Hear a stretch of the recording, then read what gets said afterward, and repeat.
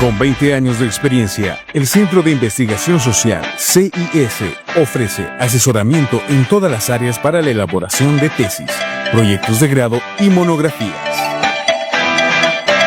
Además, asesoramiento gratuito en la elaboración de perfiles. Comunícate con nosotros al 674-02-224 y al 674-02-28. Estamos ubicados en calle Sucre, número 780, esquina 16 de julio, lado Farmacia San Elías, edificio Arandia, oficina B y oficina C. Horarios, de lunes a viernes de 8 de la mañana a 7 de la noche. Nuevas tarifas vienen pa' quedarse. Con Contel no te puedes equivocarte. Fibra óptica es la clave perfecta. Velocidad que nunca te desconecta. Planes a tu medida para escoger. Estabilidad que vas a agradecer. Más que internet es un estilo de vida. Con Contel siempre hay una salida. Tienes velocidad, estabilidad. Planes que se ajustan a tu realidad. Esta empresa está regularizada y fiscalizada por la ATT. Tenemos una excelente noticia en Comteco. Ahora contamos con nuevos planes, velocidades de internet 100% fibra óptica y una gran novedad, control parental. Lleva la diversión y entretenimiento a otro nivel con Go Home TV de Comteco, la plataforma streaming de entretenimiento que se adapta a tu estilo de vida, con variedad de contenido y también la opción de tenerla para tu celular. Además, telefonía con llamadas ilimitadas. Visítanos y conoce nuestros nuevos planes a la medida de tus posibilidades, con los precios más bajos del mercado. Te esperamos en nuestras oficinas o ingresa a nuestra página web www.comteco.com.bo o llama al 4200-400 para mayor información. Esta empresa está regulada y fiscalizada por la ATT. Con 20 años de experiencia, el Centro de Investigación Social, CIS, ofrece asesoramiento en todas las áreas para la elaboración de tesis, proyectos de grado y monografías. Además, asesoramiento gratuito en la elaboración de perfiles. Comunícate con nosotros al 674-02-224 y al 674-02-28. Estamos ubicados en calle Sucre, número 780, esquina 16 de julio, lado Farmacia San Elías, edificio Arandia, oficina B y oficina C. Horarios, de lunes a viernes de 8 de la mañana a 7 de la noche.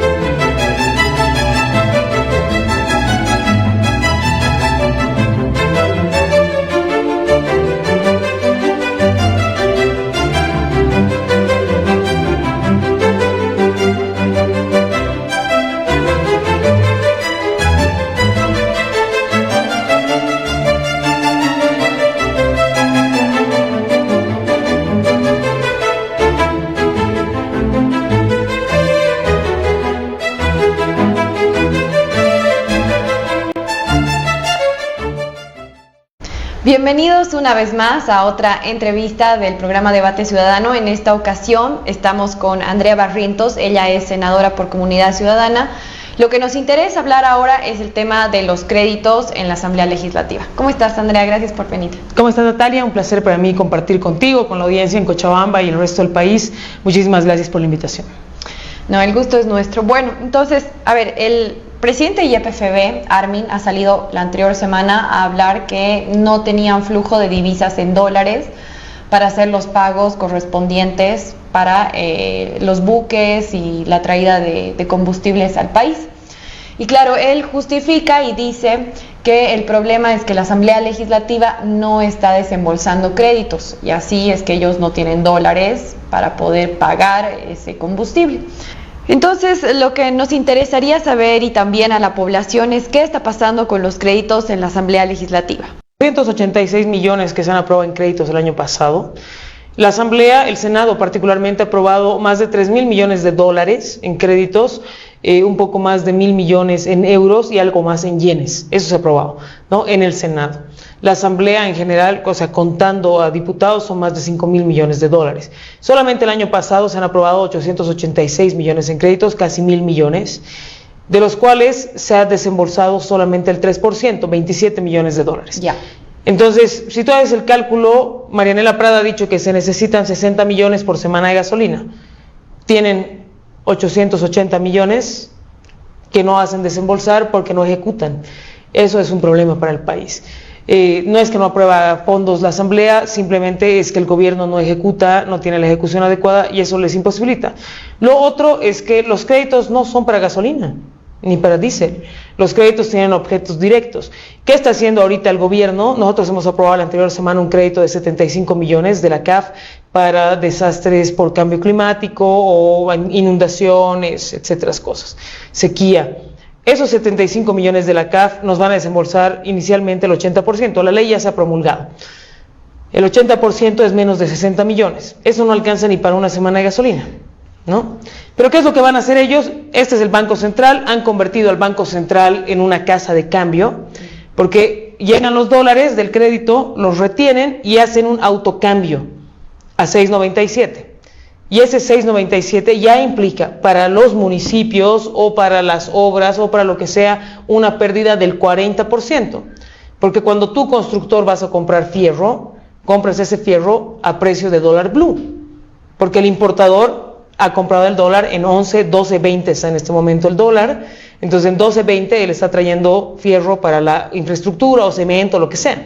Entonces ya hay una pérdida de 40% en lo que se refiere a la plata que se está entregando a los bolivianos y este flujo de divisas al que hace alusión el presidente YPFB o la ministra de la Presidencia, simplemente sirven para pagar o gasto corriente o la subvención del dólar y de la gasolina, que hoy es insostenible. Claro, o sea, definitivamente no tenemos plata para nada. Para nada. Ahora, ¿por qué no ejecutan? O sea, ¿a qué se debe este 3% solamente de desembolso? Mira, yo creo que hay que analizar crédito por crédito, pero en realidad lo que hacen ellos es, nosotros hace 2 años venimos insistiendo con una fiscalización que hemos hecho al tema del Programa Nacional de Hospitales. El Programa Nacional de Hospitales contempla la construcción de 40 hospitales de tercer, segundo y primer nivel en todo el territorio nacional. De esos 40, 20 hospitales tenían un financiamiento de 500 millones de dólares. Con un crédito del Banco Mundial de 250 y otro crédito del BID de 250. El crédito del BID se mantiene, pero el Banco Mundial nos ha retirado el crédito justamente por falta de ejecución. Pero ojo, de esos 250 millones el gobierno se ha gastado casi 100 millones. ¿Por qué? Porque han presentado proyecto a diseño final, se llama. El proyecto a diseño final es una maquetita, ¿no? Para que la gente lo entienda, es una maquetita que tú entregas, así tu dibujo, ¿no? Tu maqueta, y le dices, aquí está, esto voy a construir, y te hacen un primer desembolso. Nos han hecho el primer desembolso, pero no nos han vuelto a desembolsar porque no han levantado pues un solo ladrillo de esos más de 20 hospitales. Entonces, el problema es que no les ha alcanzado la plata porque la han usado en otras cosas y han creído que maqueteando iban a tener dólares y dinero. Ahora tenemos un doble problema. No solamente es que no hay divisas, sino que estamos endeudados y hoy día no tenemos la capacidad financiera de pagar la cuota de la deuda externa. Entonces ahí el camino para el siguiente gobierno, que espero yo sea del bloque de unidad y sea de oposición, es primero conseguir un financiamiento fuerte, internacional, y lo otro, ajustar para generar ingresos lo más rápido posible, en mi criterio personal, a través del oro y a través del estaño. A la minería, dices. Hay que poner impuesto, pues el oro paga 2.5% regalía y genera miles de millones. ¿A quién? Para los chinos y para un grupo muy particular de mineros y para otros que están explotando ilegalmente el oro boliviano. Ya, ahora volviendo al tema de la Asamblea Legislativa, Andrónico tiene una clara inclinación evista. ¿Tú crees que hay algún tipo de tema político específico dentro de la Asamblea Legislativa para intentar boicotear al gobierno de Luis Arce? Porque esa es al menos la versión del oficialismo. Mira, yo no te puedo decir nada del MAS porque no sé cuál es su dinámica interna, o sea, no conozco la agenda. Seguramente en alguna cosa se querrán perjudicar y pelear, pero es asunto de ellos. O sea, la pelea del MAS es un perjuicio para el país, sin duda. ¿Por qué y en esencia, porque ellos han ganado pues la elección, tienen más parlamentarios. Debería ser muy fácil para alguien que gobierna decir, ok, quiero hacer esto y el otro. Así fue para ellos los 2 primeros años. Eso nos ha dado pues una gran ventaja porque hemos podido poner sobre la mesa leyes importantes como la ley de acceso a la información, por ejemplo, que falta la aprobación en diputados, o temas en avance de derechos, sobre todo para la niñez y la infancia. Nos da un buen juego de cintura a la oposición, pero para el país es negativo porque su pugna define muchas de las políticas de Estado del presidente o las políticas de gobierno del gobierno actual. En todo caso, de parte nuestra no hay ninguna intención de boicotear al gobierno, al contrario, nosotros le hemos venido pidiendo diálogo al gobierno desde el día 1. Carlos Mesa, yo cuando he sido jefa de bancada, hemos mandado un sinfín de cartas diciéndoles, oigan, resolvamos esto, oigan, no vendan las divisas, oigan, ¿qué está pasando con el oro? A ver, nos sentaremos a revisar esto con calma, deja de gastar tanta plata, nos vamos a ir al tacho. Nunca ha habido disposición de diálogo de gobierno y las veces que han convocado el diálogo o no cumplen su palabra o arman un show como el del otro día en la Casa Grande. Eso iba a decir. ¿Les han invitado ustedes sí, como nos han invitado. parlamentarios? No como parlamentarios, han invitado directamente al presidente de la Alianza, Carlos Mesa. Nuestra decisión ha sido la de no asistir porque en nuestra experiencia previa, o sea, no había una agenda clara ni teníamos claro a dónde iba a llegar ese diálogo porque era una cosa medio prefabricada para intentar presionar a la Asamblea por una parte y para decir que van a mantener la estabilidad de un gobierno que hoy día no tiene ningún tipo de preocupación porque no hay nadie que lo esté molestando, ¿no? Pero dentro de la Asamblea sí están ustedes votando en contra de que se aprueben ciertos créditos. La mayoría sí. ¿Por qué? Nuestra política ha sido muy clara. Un crédito sin nombre y apellido no pasa. Es decir, ¿puedo yo aprobar el crédito Confital Bombeo? Caracollo Confital Bombeo lo puedo aprobar, porque además es un crédito para Cochabamba. Entonces nos hemos dado la libertad de que cuando el crédito es para las regiones, los de las regiones pueden decidir votar a favor o en contra, será una decisión de la región, pero además hemos tenido la flexibilidad de decir, si el crédito es, por ejemplo, destinado a hospitales y tiene desembolsos claros y demás, se puede aprobar. Pero si es un crédito de libre disponibilidad como los créditos COVID, no tienes por qué aprobarlo. Libre disponibilidad son los que están... Los bloqueados, sí. Los bloqueados. En esencia, sí. Porque estos son los que... Gasto corriente, campaña. Por ejemplo, el crédito de 75 millones, creo que ha sido muy complicado aprobarlo. ¿Por qué? Porque en el mismo crédito, en el mismo contrato te dice que deberás repartir vituallas, ¿no? Deberás repartir vituallas y deberás repartir alimento a las personas que hayan sido víctimas del desastre. Entonces quiere decir que el gobierno con esa plata tiene vía libre para comprar, qué sé yo, gas o paquetes de galletas o harina, aceite, qué sé yo, y llevar a las comunidades como parte de campaña, ¿no? No. Entonces eso está en las cláusulas del crédito. ¿Y a ustedes les permiten hacer un trabajo de fiscalización? No, para nada. Es un bloqueo permanente. De hecho, la información que hemos venido teniendo haces pues de detective. Entonces tienes que ir a buscarte contactos, quién te facilita información, porque necesitas papeles para empezar procesos. En el crédito que te mencionaba el Banco Mundial, hemos iniciado procesos a 8 personas, no a cabezas porque nunca firman. Entonces quien termina pagando los platos rotos son funcionarios que son técnicos o directores que al final firmaron porque les toca, ¿no? O quizás son cómplices, no sé, pero la justicia lo va a determinar, pero ahí están, eso es lo que va pasando. Entonces, la fiscalización es muy compleja para nosotros, o sea, no es tan simple como decir, pero pidan pues informe. De hecho, Eva Copa ha sacado una ley cuando era presidenta de la Asamblea que dice que cualquier crédito que sea aprobado tiene que, o sea, el gobierno está en la obligación de mandar informes trimestrales a la Asamblea, de en qué se gasta, cómo se gasta. Nunca los hemos recibido. ¿Y no se puede iniciar un proceso por incumplimiento de deberes o algún tema? No, porque así? Ellos son dueños de la justicia, pues entonces vas a iniciar el proceso y lo van a rechazar y no puedes volver a iniciar un proceso por la misma causa, entonces nunca lo vas a enjuiciar por el delito que ha cometido. Es más bien como blindarlos por el delito que están cometiendo. Lo que te conviene es esperar el cambio de gobierno, almacenarte tus procesos y empezar a enjuiciar. Wow, qué increíble. Sobre la Cámara de Diputados, sé que no estás ahí, digamos, sesionando con ellos, pero la Cámara de Diputados se ha caracterizado estos últimos años por tener unas batallas y unos rings de boxeo que se repiten constantemente. ¿Qué nos puedes decir de esta Cámara de Diputados? ¿Cuál es tu perspectiva como senadora?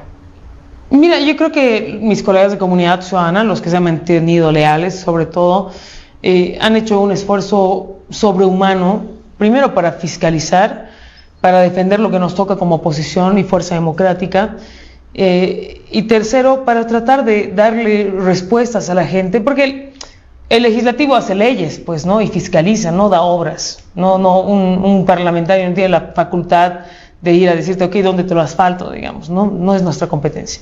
Aunque a veces la gente cree que sí. En el fondo, creo que la Cámara de Diputados tiene un problema serio de liderazgo dentro del MAS, porque después de que se ha roto, no ha habido un presidente de la Cámara de Diputados, primero, que sea capaz de generar consensos y diálogo. Han hecho que todo sea una imposición, y por eso es la pelea. O sea, la pelea... ¿Quién es el presidente? Ahorita Yugra. Yugra, Omar Yugra, que es del riñón de Luis Arce, ¿no? Ha sido su alumno, después ha trabajado con él en el ministerio. No, es alguien muy cercano al presidente, pero antes de él estaba Guaitari, que ustedes han visto los escándalos de corrupción, ¿no? Y antes de él Jerjes Mercado.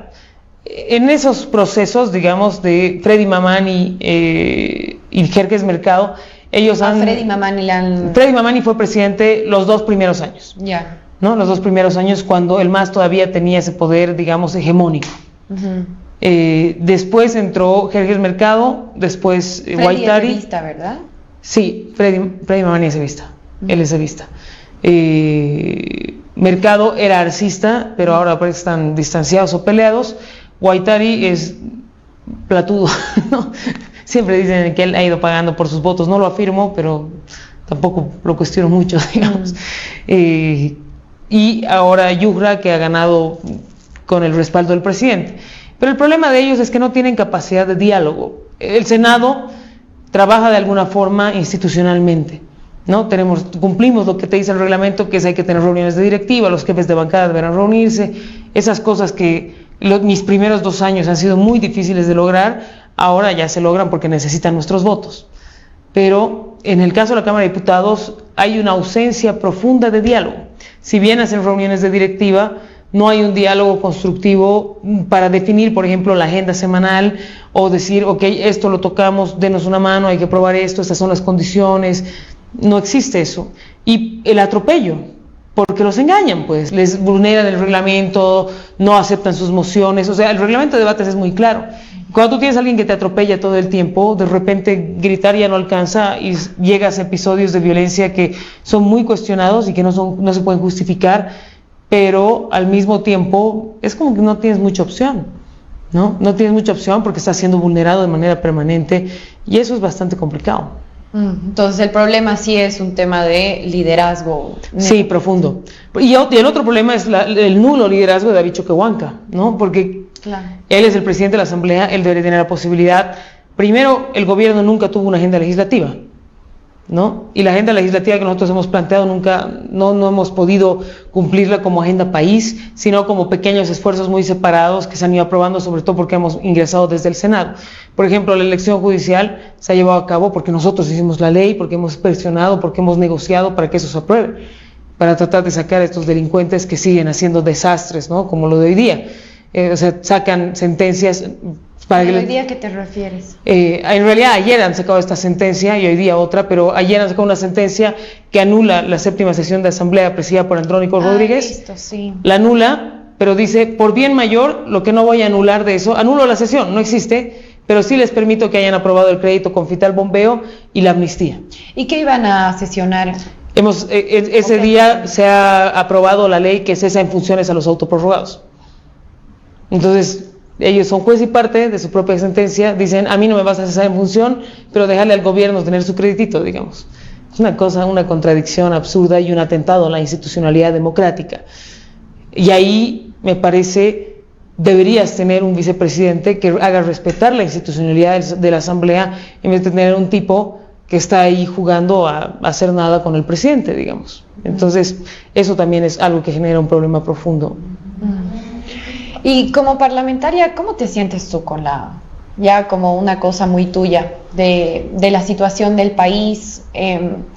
Porque claro, te vemos a ti, digamos, en un puesto de poder, donde puedes hacer cosas mucho más que cualquier ciudadano de la calle, pero por otro lado vemos que tampoco tienes mucha capacidad de hacer algo, ¿no? Incluso en un pequeño país como es el nuestro, una pequeña institución. Entonces, ¿cómo te sientes? ¿Cómo ves el panorama del país? ¿Qué se puede hacer? ¿Se puede hacer algo ahorita? ¿Estamos a la deriva? Yo creo que estamos en un momento altamente complicado para Bolivia. Lo más difícil de todo esto es que no nos damos cuenta de lo que implica y la magnitud que tiene el problema que estamos viviendo. Yo creo que estamos en negación. Bastante. O sea, la gente en la calle está en negación. Yo creo que la gente en la calle tiene la esperanza de que vamos a cambiar de gobierno y ahí se va a resolver la cosa. No es tan simple. Sobrevivimos. Sí. Porque no tenemos ni una semana, creo, para pagar combustible. No, mi impresión es que el gobierno va a bicicletear. O sea, yo creo que el gobierno va a hacer 2 semanas de combustible sí, 2 semanas 2 semanas sí, para que no se acumule la fuerza necesaria como para decir te voy a tumbar, ¿no? Me parece que esa es la estrategia del gobierno para tratar de llegar a fin de mandato. Pero el problema es mucho más grave porque nada te garantiza que van a haber elecciones. O sea, sí, eso no ¿crees que está...? No creo que él tenga la fuerza para mantenerse, pero sí creo que si existen condiciones, la misma gente lo puede presionar hasta la renuncia. Por ejemplo, el Comité Cívico de Santa Cruz ha anunciado movilizaciones. Eso puede generar condiciones de movilización en el Alto, movilización en Santa Cruz. Los productores agropecuarios y gremiales y no sé qué otros sectores se están juntando en el Alto desde el lunes para ya establecer sus medidas de presión. Lo mismo en el Comité Cívico Pro Santa Cruz, ya están anunciando medidas de presión. Y si se acumula, por ejemplo, una inflación de golpe respecto a la carne, o de nuevo no hay aceite y al mismo tiempo no hay gasolina, puede generar condiciones que colaboren a que se pueda caer el gobierno, y eso hace que Andrónico se convierta en presidente, asumiendo que gobiernos son David y Arce, ¿no? Sí, aunque dicen también que David se quedaría, pero... Bueno, digamos que se quede, tampoco es que va a durar mucho tiempo, digamos. No. Y si llamas a una elección ahorita, ¿para qué? No es lo mismo que llames a elección hoy día o elección mañana. Probablemente una carta para el presidente sea decir después de la elección, si hay un ganador muy claro, ¿saben qué? Voy a entregar el mando antes, ¿no? Esa puede ser una salida para él. Pero tampoco te da nada porque ganas, ¿qué? Un mes y medio, digamos, no es... Entonces estamos en una especie de jaque mate donde la crisis, o sea, lo que la gente no está entendiendo es que la crisis no es solamente económica. Tenemos la crisis económica, sí. La inflación va a ir en aumento, pero no solamente es eso. Estamos en época de cosecha. Faltan 30 millones de litros, si no me equivoco, para poder completar la cosecha solo en Cochabamba. Litros de diésel y gasolina. Ah, ya, para transportar. Sí, para garantizar la cosecha. Ya hemos perdido 30% de la época de cosecha en Cochabamba, solo en Cochabamba, ¿no? Eso va a traducirse los próximos 3 meses en crisis alimenticia. ¿Por qué? Porque no vamos a poder abastecer de alimento como abastecíamos el año pasado o el anteaño pasado. Entonces, y eso implica alza de precios. Alza de precios y gente que no va a poder tener acceso a alimentos básicos. O sea, no solamente el tomate va a estar en la luna como el año pasado, va a haber gente que directamente ni lo va a poder comprar. Eso genera, por supuesto, que los círculos de pobreza se expandan, que la pobreza crezca, que la falta de educación incremente, porque los chicos dejan de ir al colegio porque les toca salir a trabajar o a mendigar o a hacer lo que sea. Entonces no nos damos cuenta de que hay un problema de desarrollo humano que, como trasfondo de la crisis, que no se resuelve con que al año que tengamos plata, sino que es un problema estructural que puede durar 5 o 10 años con chicos que van a tener malnutrición, que no van a tener acceso a educación de calidad, no van a tener acceso a servicios básicos, van a incrementarse los índices de violencia dentro de las familias. Entonces es un tema mucho más complejo del que creemos, y sobre todo a mí lo que me preocupa es, el MAS se va a ir, confío en que de verdad vamos a tener la capacidad de sacarlo, pero creo que no estamos viendo la posibilidad de que no hay una garantía clara con las elecciones. Y lo otro que no estamos viendo es que creo que dentro de la oposición democrática hay una especie de seguridad ficticia. Si no vamos con un candidato único, no vamos a ser capaces de sacar al MAS. Mi esperanza, te digo, se va a ir porque confío con que Samuel y Tuto van a cumplir su palabra y el segundo se bajará y vamos a hacer todo bien. Yo estoy lista ahí con mis poleras, mi campaña está armada, pero es complejo, ¿no? Es complicado. Claro, es complejo.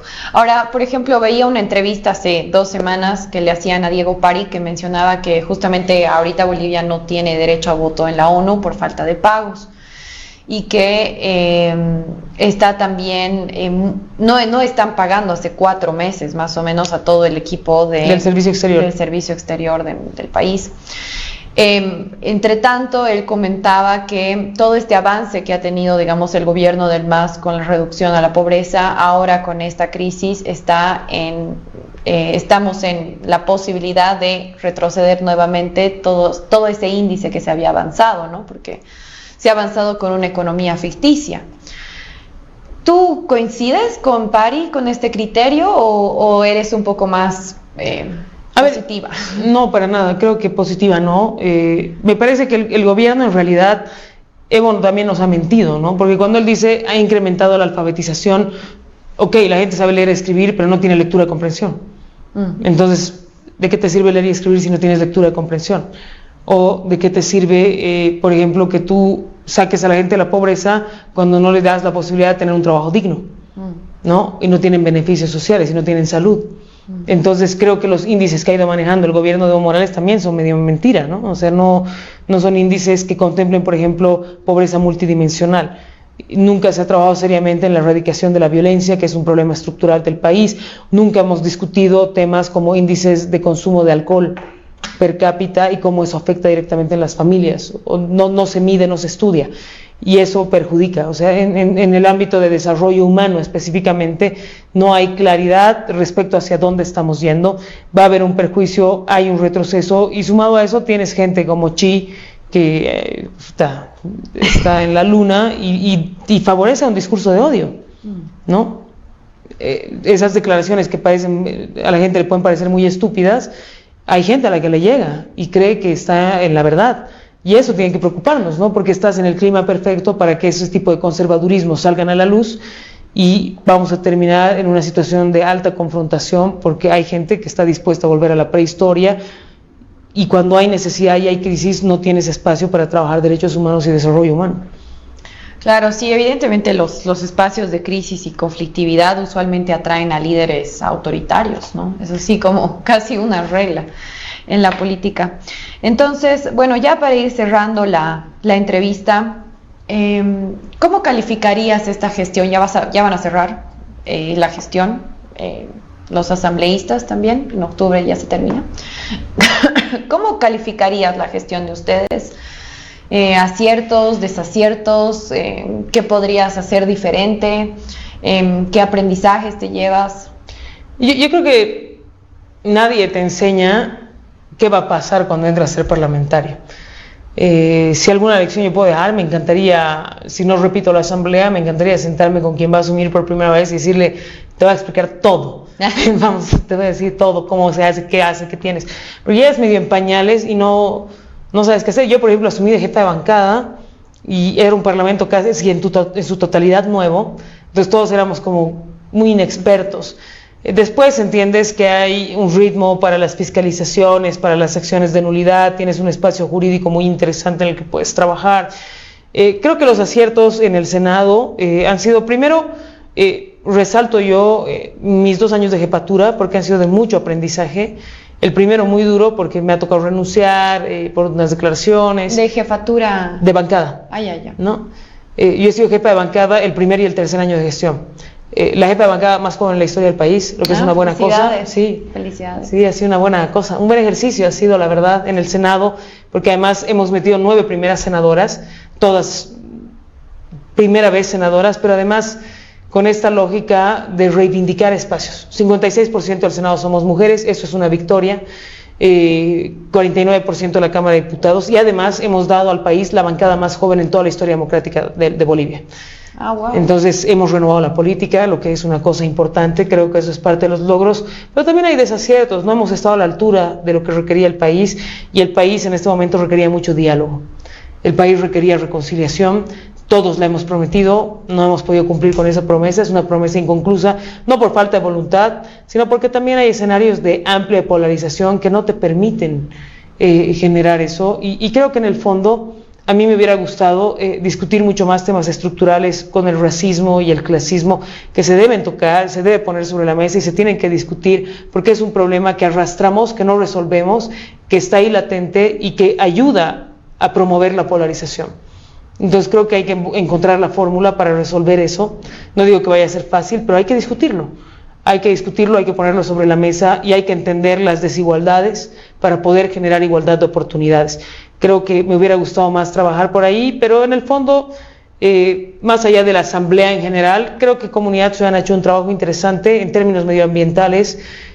Junto a Cecilia y a la cabeza de Cecilia hemos podido poner en agenda muchísimas cosas que sin ella ahí en el Parlamento no se hubieran discutido en el nivel que se han discutido. Hemos aprobado en el Senado mucho del paquete incendiario. Tenemos todavía la ley pendiente de discusión. Lamentablemente hay intereses empresariales y sectoriales que no nos dejan avanzar, pero estamos dispuestos al diálogo y espero que eso se pueda concretar antes de que acabemos la gestión para que el país no vuelva a incendiarse como se ha incendiado los últimos años. Sí. A ver, quería ya empezar a cerrar la entrevista, pero se me viene también una pregunta que quiero hacerte. ¿Qué opinas del subsidio a los hidrocarburos? No, yo creo que hay que levantarlo, pero, o sea, no puedes agarrar y decir de la noche a la mañana, chao, vayan a comprar a 11. O sea, hay que levantarlo porque no hay otra manera, macroeconómicamente hablando, ¿no ves? No. Pero socialmente, ¿qué? No, puedes encontrar formas escalonadas de levantar el subsidio. O sea, no. Primero, si tú generas escenarios adecuados para la liberación de la importación, vas a generar competencia en el mercado. Entonces, en Chile o en Argentina hay empresas que te dicen, ok, yo te voy a vender, digamos, a 5 pesos y el otro te dice, yo te vendo a 4.90 o a 4. Entonces eso va generando competencia, pero además tienes gasolina de calidad. Hoy día tus inyectores se van a fregar. Si tienes un auto nuevo, en 3 años van a estar chao porque la gasolina es mala, capaz en menos, ¿no? Entonces hay que poner las cosas para compensar. O sea, cambiar inyectores justifica en un auto nuevo, o es mejor que vayas pagando un poco más de tu gasolina para que no se te friegue el auto, digamos. Y en otros autos que son, digamos, americanos, les va a fregar el motor. Entonces a eso mejor paga un poquito más. Y yo te aseguro que la gente hoy prefiere, si tú harías una encuesta, la gente prefiere pagar y que haya a no tener, o a tener que hacer 12, 14, 18 horas de fila para cargar un tanque, ¿no? Creo que puedes ir de manera escalonada, liberando, qué sé yo, 15, 20%, estableciendo una subvención específica para el transporte público, ir tratando de liberar, pero sobre todo, que creo que es urgente, hay que regular el parque automotor. Hay que regular y hay que ver qué pasa con los autos chutos. Yo no tengo problema de decir que hay que regularlos porque es ilegal, pues vienen de robarse autos de otros países, meten autos de manera ilegal. No puedes permitir eso. Mejor pensemos en dar facilidades para que la gente compre autos, digamos, ¿no? O sea, veamos cómo la gente puede adquirir un auto, pero no porque se han comprado un Toyota Calcina en 3,000 bolivianos, perdón, en $3,000, hoy van a tener derecho a la subvención de un país que está desangrando. Y el otro tema es la mafia que se ha montado alrededor de bot trading y la compra y venta de combustible, ¿no? Hay mucho que discutir sobre el tema, no soy experta, pero he tenido la posibilidad de discutirlo, conocerlo y aprender. Entonces creo que ahí es importante analizar cómo se va a levantar el subsidio, pero ya no aguantamos más. Y el otro tema es el tipo de cambio, que es algo que sí o sí hay que hacer. Sí, o sea, flexible, ¿no? Estar... Sin duda. De acuerdo. Ahí nos toca. Porque igual ya estás. O sea, de todas formas ya estás ahí. Ya estás ahí. Entonces toca asumir realidad, ajustarse los pantalones, y yo lo he dicho todos estos días, no es que yo quiera generarle caos a la gente, pero se vienen tiempos mucho más duros, sí. Son tiempos de vacas flacas, y hay que ajustarnos y entender que el siguiente gobierno es un gobierno de transición, que va a tener que hacer ajustes muy duros, y para eso tenemos que resistir juntos. Así es. Sí, así es, y sobre todo... creo que plantear no solamente en tus espacios como senadora, sino también en nuestros espacios como ciudadanos comunes y corrientes, el diálogo, ¿no? El consenso, el aprender a escucharnos, porque evidentemente eso es lo que hace falta a nuestro país. Entonces, gracias una vez más por sintonizarnos en nuestra entrevista. No sé si quieres decir unas últimas palabras para despedirte. No, agradecerle a la gente, pedirle que impulse la unidad, es la única forma de sacar al país adelante, y esperemos que podamos pronto presentarles un candidato único para poder cambiar los días de este país y mejorar nuestra patria. Veremos cómo van las elecciones. No se olviden seguir sintonizándonos. Vamos a estar trayendo a todos los candidatos para las elecciones del 2025. Que estén bien. Con 20 años de experiencia, el Centro de Investigación Social, CIS, ofrece asesoramiento en todas las áreas para la elaboración de tesis, proyectos de grado y monografías. Además, asesoramiento gratuito en la elaboración de perfiles. Comunícate con nosotros al 674-02-224 y al 674-02-28. Estamos ubicados en calle Sucre número 780, esquina 16 de julio, lado Farmacia San Elías, edificio Arandia, oficina B y oficina C. Horarios: de lunes a viernes de 8 de la mañana a 7 de la noche.